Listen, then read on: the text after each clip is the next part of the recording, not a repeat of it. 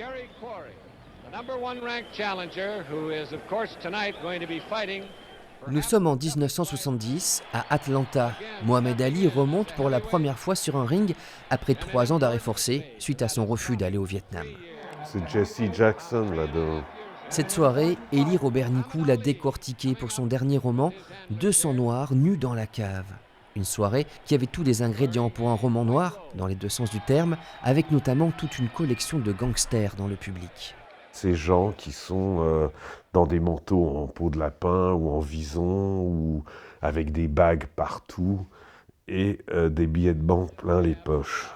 On ne vous en dira pas plus sur l'histoire, soyez sûr seulement que cela va dégénérer. La boxe, c'est plus qu'un sujet d'inspiration pour notre écrivain périgourdin. Au fond de son jardin, dans une ancienne salle de classe, il a monté son propre boxing club. Faites gaffe, faut tête baissée, vous risquez de vous faire pénaliser en compète. Oui, c'est bien. Là, je suis très fier parce que j'ai une finaliste de la Coupe d'Aquitaine. Normalement, devrait y avoir une demi-finaliste du championnat de France, une championne d'Aquitaine et 3 champions de Dordogne.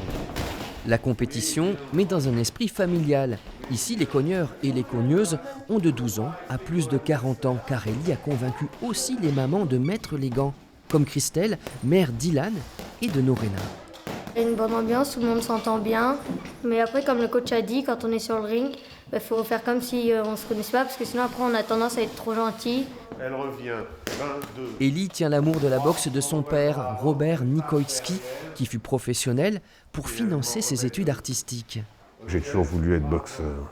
Et mon père, ayant été boxeur, par nécessité, me l'a toujours interdit. Il ne voulait absolument pas de ça pour moi. Et lui-même, je pense, avait vaguement honte d'avoir été boxeur.